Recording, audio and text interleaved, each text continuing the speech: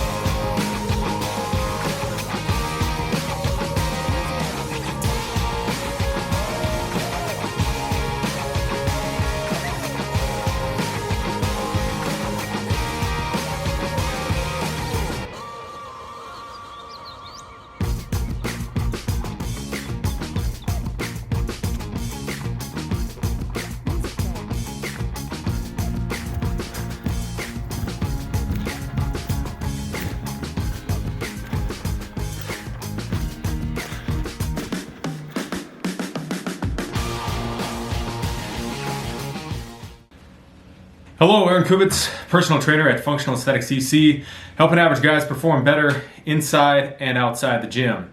So today I'm going to be talking a little bit about sleep, because we know that the things that we do inside the gym are merely the stimulus or the catalyst to create changes that will hopefully lead to improvements in athletic performance, strength, and muscular hypertrophy, as well as improvements in body composition, if that's your goal, right? But the recovery phase is where those changes actually happen, right? So you provide the stimulus, but if you're not recovering, and that includes things like proper nutrition, rest and recovery tactics that you can use, so either things like sauna, cold plunges, foam rolling, deep breathing, massage, supplementation, nutrition, and then probably most importantly, above and beyond all those things, is sleep. If you're not getting 7 to 9 hours of quality sleep per night, you are doing yourself a real disservice and setting yourself up for mediocre gains and potentially injuries and possibly burnout, depending on how hard you push yourself in the gym. So in the personal development community, there's a term that, if you've been following along those kind of realms for a while, you've probably heard this before, and it goes along the lines of failure to plan equals planning to fail. So just because you know that you should be getting 7 to 9 hours of sleep doesn't necessarily mean that you will be able to get 7 to 9 hours of sleep. And a lot of being able to get 7 to 9 hours of sleep per night has to do with preparing properly, setting up the environment to be able to actually get that done. Same thing with your workouts, right? Same thing with your nutrition. You can know what you're supposed to be doing in the gym, you can know what you're supposed to be eating, but if you don't create the environment, i.e. set up your schedule in your life and the other factors surrounding that to be able to enable you to be able to do those things, it does you little good to know what to do if you're not doing it. Knowledge without application is a waste of time. So in keeping with that theme of preparation begins in the morning with morning sunlight. It ends in the evening, also surrounding light. So you might have heard of cortisol, and cortisol is typically viewed in a bad context, right? However, just like a lot of things in life, it's not that cortisol itself is bad. Cortisol is necessary. If you didn't have cortisol, you would die, right? Cortisol is kind of like spark plugs for your car. And cortisol is stimulated by a variety of things, most notably stress. And there's a variety of different kinds of stressors, right? So you have electromagnetic stress, that would be things like, EMFs from electronics and things like that. You have radiation, whatnot. You also have chemical stressors, so things like the hormones or plastics or things that disrupt your endocrine system. You have physiological stressors, so exercise, thermal stressors, which would be things like heat, cold, and then you have the stress that comes from light, right? Right, and so light, particularly the kind that comes from electronic screens and also from the sun, because they kind of mimic each other, stimulates the release of cortisol. Now, when you're getting that release of cortisol in the morning, it's a good thing. As far as our bodies are concerned, sunshine or light equals stress, equals cortisol, which equals daytime activities. And as I said before, cortisol itself is not a bad thing. It is chronically elevated levels of cortisol or cortisol released at the wrong times that causes the problem. So as I said before, cortisol is like spark plugs for your metabolic engine, for your car, for your body, right? For the vehicle that is most important to carrying you around and carrying you throughout life. Ideally, this spike or rise in cortisol will peak as the sun is rising between the hours of 6 and 9 o'clock a.m. And it will naturally start to decline around 12 o'clock p.m., right? And I actually find this to be true. Like on the weekends when I'm doing a lot of my creative work, or even throughout my day-to-day work cycle and stuff, and you might actually notice this as well, is that I am most creative and able to take on the most difficult tasks, the most challenging tasks, sometime between, 4 o'clock in the morning, like if I'm really, really engaged, right? 4 o'clock in the morning and noon, right? So right around that 6 to noon time period when cortisol is most peaked, right? Because cortisol, adrenaline, other things like that, that's the time when your body is most stimulated to go and get things done. This is also another reason why I am a pretty big fan of intermittent fasting if you have an early kind of morning job, right? Your body, when you eat, tends to enter this rest and digest phase, right? But in the morning, your levels of cortisol and possibly adrenaline, if you like to do some form of Wim Hof breathing, exercise, cold plunge or something like that in the morning, it ramps up your adrenaline, right? What do those things do? It puts you in this sympathetic nervous system state, which makes you want to go out there, hunt down the animal, conquer your activities at work, puts you in this high activity state. This is also the good time if you're going to take caffeine, have your caffeine in the morning, right? Also, if you want to do the caffeine, trickle charge it. You can have, you don't necessarily need to do this because it does have a half-life of about 6 hours, right? So theoretically, it could be in your system from 6 to noon. It's going, and then by, you don't necessarily need to mix it with creamer and stuff like that, but you get that steady release if you do that, right? And so you get this caffeine coupled with not eating, which puts you into that, alert mode, because provided you ate a good balanced meal the night before, all those calories are going to be in your system and operative and ready to be used throughout the day, right? And so it's going to keep you alert and provide, again, this is why it's important to be eating a balanced diet to begin with, so that your blood sugar is balanced, so that you are able to utilize fatty acids for energy and to be more focused like that, right? Because if you're eating a diet that's high in sugars, processed carbohydrates, or imbalanced diet, you are going to be crashing. You're going to be unfocused, not able to focus and stuff. Whereas if your diet is balanced, when you stop eating, when you provided you have enough calories, and even if you don't, right, what will usually happen is you get super alert at the point where you completely run out of gas. And that's the point where you're like, okay, I need to start maybe snacking on some nuts or something like that. But that can help you to be more productive during those first 6 hours of the day, right? So plan your most difficult activities, your most high leverage activities during the first 6 hours of the day, and then plan to be doing kind of wind down activities during the last couple hours of the day, from noon till the time you get off of work, etc., right? So as the sun is setting, you should be beginning to wind down, right? Cortisol should be peaking at, between 6 and 9, going up and then starting to decline about noon, right?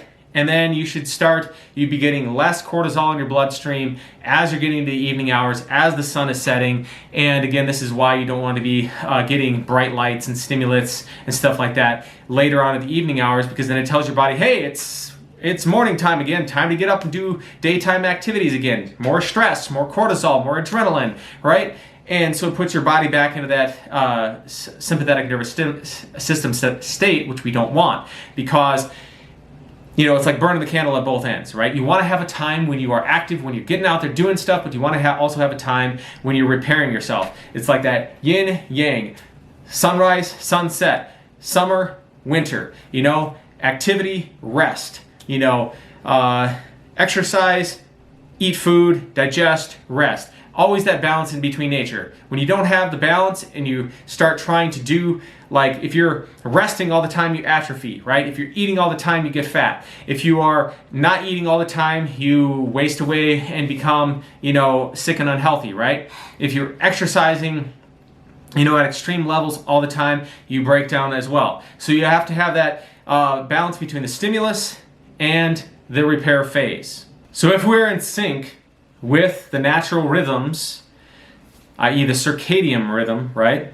Sunrise and the sunset, we should, as I said before, be winding down as the sun is setting down. This is a good time to be doing relaxing activities. Sometimes what I like to do is if I've had a long day, it's a good idea to just spend maybe, at least 5 minutes, maybe 10 minutes. You don't usually need more than that, but just sitting in silence or just going outside. No stimulus whatsoever, no entertainment, no phone, no nothing. Doing some breathing exercises. I like to do some box breathing, which is essentially inhale for 4 seconds, hold for 4 seconds, exhale for 4 seconds, right? This helps to calm the central nervous system, get you into a more focused state. This is a good way to balance yourself out, help you transition from the activities of the day into the activities of the evening. Now, oftentimes, if I haven't had a particularly stressful day, this is enough to make it so that I can transition into doing things like, maybe preparing for the next day, writing down my notes and stuff, plans for the next day, doing some reading, personal development type stuff, maybe a little bit of some research type things, learning, reading a book on a particular topic that I like to help my clients out with, or something related to business and developing myself in that way.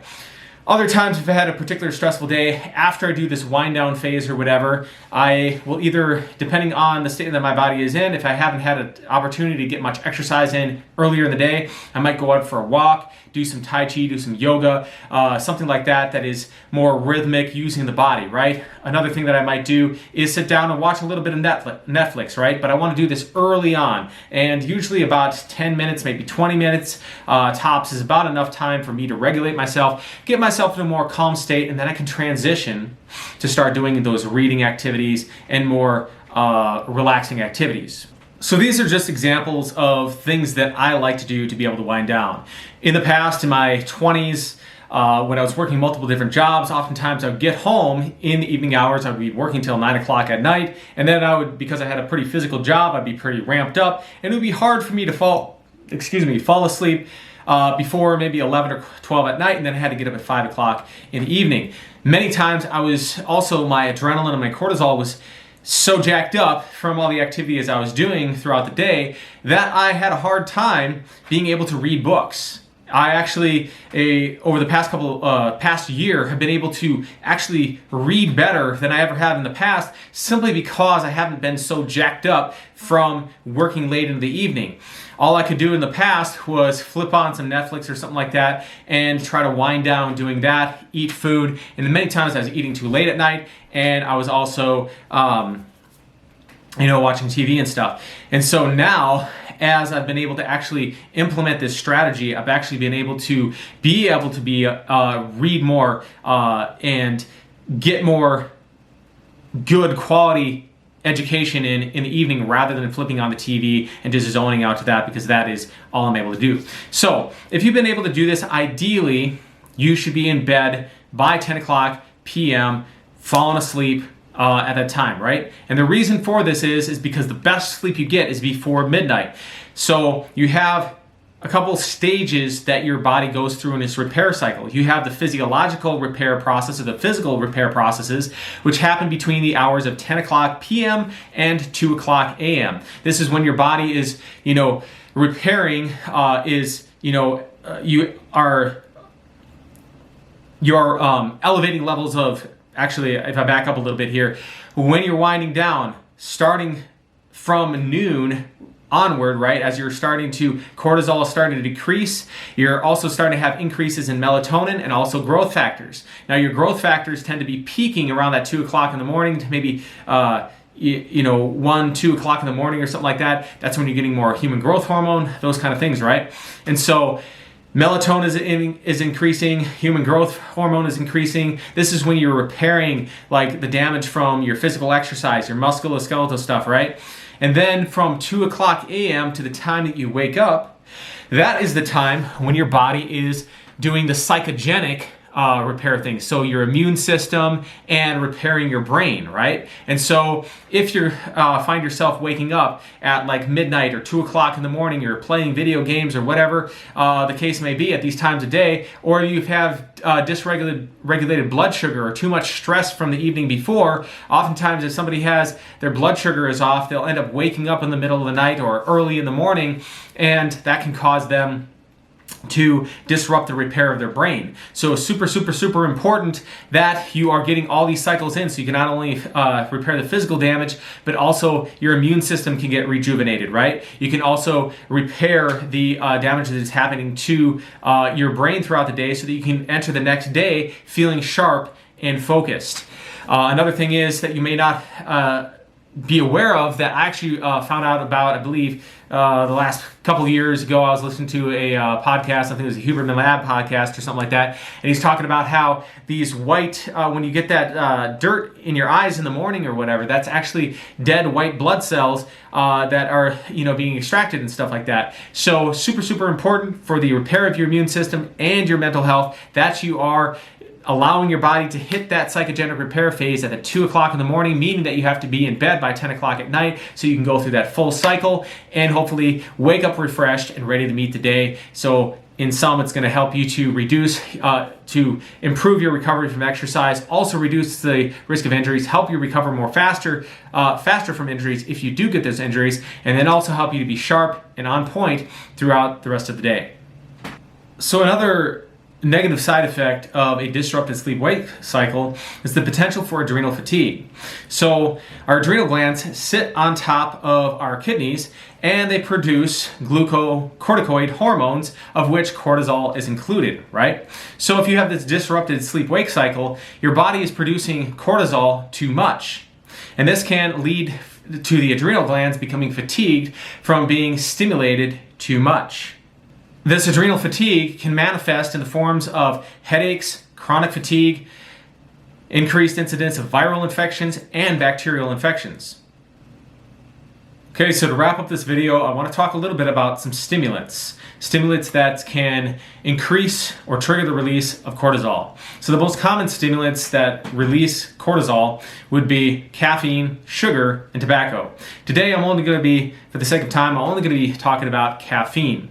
So caffeine is the most commonly formed, or probably sugar is actually probably more common than caffeine, and oftentimes you use sugar and caffeine together, and if you have sugar combined with caffeine, it actually causes the caffeine to get in your system faster. So maybe first thing in the morning is when you want to have a little bit of that spike to get you going, or if you're going to do a race or something, which you need a little bit of a boost to get you going, that would be the time, and maybe you want to use that strategy, right? But an 8-ounce cup of strong coffee contains about 300 milligrams of caffeine. Now, caffeine has a half-life of about 6 hours, meaning that the strength of the caffeine is at half of its potency or half of its strength after about 6 hours. So 6 hours after you ingest this caffeine, you're going to have about 150 milligrams of that caffeine still in your system. So this means that, and this is another reason why you don't want to be having caffeine after noon, and ideally have your caffeine in the morning, right? You don't really need to have caffeine as long as you are having good, healthy eating habits, right? But and you're drinking, like I actually find that proper hydration, getting enough sleep, and eating a proper diet that is ideal for your body type is far better than caffeine. Caffeine usually just makes me super alert, but doesn't actually improve my brain function. And I actually get better results from just simply staying hydrated. So first thing when you wake up in the morning, have a tall 8-ounce glass of water, do some deep breathing exercises, move around a little bit, stretch. That's gonna actually help you to have more energy than taking the caffeine. And if you don't believe me on this, give it a try for 3 months. Try this out and see if it doesn't actually provide you with more energy than the caffeine did and doesn't have the negative consequences, right? So caffeine does have some beneficial effects in the body, which I'm not going to talk about in this video, but if you're over relying on caffeine, it is going to cause you some problems. So if you have a 8-ounce cup of strong coffee at 3 o'clock in the afternoon, you're still going to have about 150 milligrams stimulating the release of cortisol at 9 o'clock p.m. But because you're wanting to fall asleep at 10 o'clock p.m., that's going to be a big problem, right? Because if you have your cortisol jacked up, it's telling your body, hey, time to wake up, time to go do daytime activities, time to go conquer the day. Wait a second, we're trying to fall asleep. We want to be in bed at 10 o'clock p.m. And then you're still going to have 175, you're going to still have about 75 milligrams at around 2, 3 o'clock in the morning, stimulating your adrenal glands and releasing cortisol while your body's supposed to be repairing the immune system and restoring your mental function, repairing your mind. So this is another reason why you don't want to be having caffeine too late into the evening hours. All right, guys, so in summary, cortisol is good, but not too much and not at the wrong times. Caffeine is good, but not too much and not at the wrong times. It's about finding that balance so that you can be the strongest, healthiest version of yourself and be most effective in all areas of your life. This is not just going to affect your fitness, it's also going to affect your performance at work. So do yourself a favor, start eating healthy, don't use caffeine as a crutch, make sure you get into bed at an ideal time. If you like this video, make sure to hit that like button. If you'd like to see more content like this, consider subscribing to the channel by hitting the button in the lower right hand corner of the screen. And we'll see you all next time for more health and fitness information.